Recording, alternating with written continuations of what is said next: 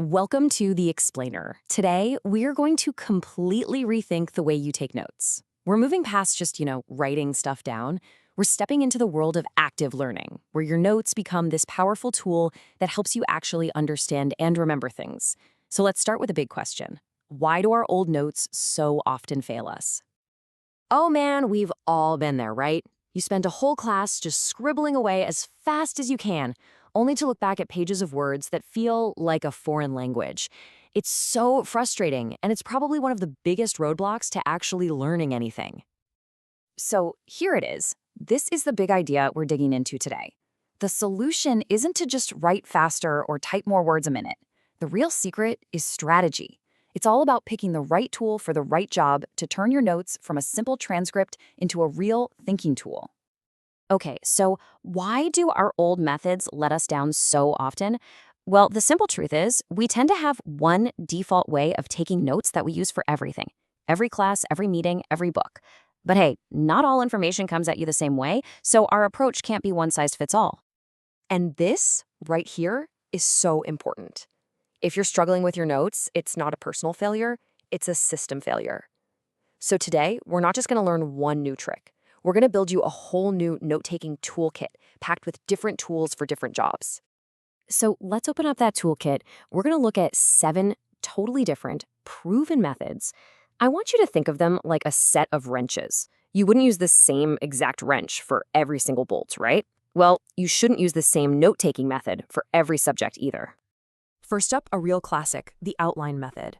This is probably the one you're most familiar with from school. It's all about structure, logic, using those headings and bullet points to create this really clear hierarchy, from the biggest ideas all the way down to the tiny details. Now, the trick to using the outline method is knowing when to use it. It is your absolute best friend when a lecture is already super organized. You can just slot the info right into that logical flow.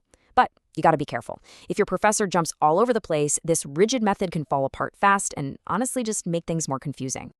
But what if the information isn't linear? What if it's all about connections and seeing the big picture? For that, you need a completely different tool. This is where mind mapping comes in. You start with one big idea in the center, and then you just branch out, creating these organic connections between different ideas. This one is a total game changer for visual learners, or for brainstorming, when seeing how everything connects is the most important thing. It gives you that crucial bird's eye view. The only catch? If you're dealing with a massive amount of dense information, your beautiful mind map can turn into a tangled, unreadable mess pretty quick. All right, let's get organized. If you're trying to make sense of a lot of information that needs comparing, the charting method is your go-to. You basically turn your page into a simple spreadsheet, right? You create columns for different categories. Like for a history class, you might have date, event, and why it matters. Its real power is in comparison. For tracking different things over time or seeing how 2 concepts stack up side by side, nothing beats it. You can see relationships at a glance. The main thing to remember, though, is that it takes a little prep work.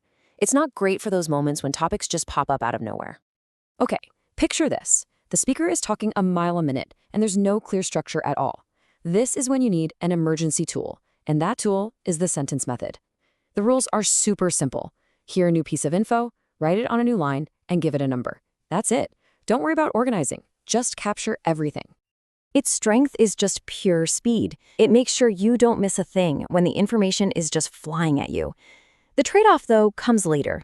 Trying to review a long, disconnected list of sentences can be a headache, so you'll probably need to spend a little time organizing these notes after the fact. Now, for a method that's less about just writing things down and more about actually thinking on the page, flow notes. This is where you really engage with the material. You're jotting down keywords, drawing arrows to connect ideas, maybe sketching little diagrams. You're capturing your own understanding as it happens. This is incredibly powerful for subjects that are heavy on concepts like philosophy or economics, because it forces you to process the information, not just write it down. But because it reflects your own unique thought process, it's not the best system if you need to quickly scan your notes to find one specific fact later on. What if your subject is broken up into really neat, distinct topics? You should try the boxing method. This one is especially great for digital note takers. Every time a new major topic comes up, you just draw a box around all the notes related to it. You end up with these clean, self-contained modules of information. That visual separation is just so effective for reviewing your notes. You can instantly see where one idea ends and the next one begins. It's perfect for subjects that are naturally broken into clear sections, but it can get a little tricky if a speaker is weaving back and forth between topics. And for our final tool, let's talk about turning your notes into a study machine. With a split page method, you just draw a line down your page. The main, wider column is for your regular lecture notes, but that narrower column, that's where the magic happens. You fill it with key terms, little summaries, and, this is the important part, questions about the material. This is what turns your notes from a passive record into a built-in study guide. After class, you can cover up the main notes column and try to answer the questions you wrote in the margin. That's called active recall, and it is one of the most powerful learning techniques there is. It just requires that little bit of time after class to really unlock its power.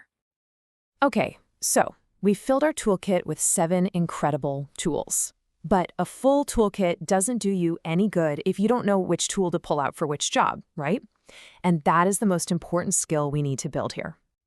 This little cheat sheet here puts it all into practice. It connects your goal directly to the best method. So trying to ace that exam, the split page method is your best bet because of that built-in self-testing. Need to understand how big, complex ideas fit together? Go for a mind map. It's all about being intentional and choosing your tool on purpose. So let's bring this all together. The goal isn't to become a master of just one of these methods. The goal is to become a master of your own learning by having this versatile, powerful system that you can pull from. So what are the key things to walk away with? First, there's no single magic bullet here.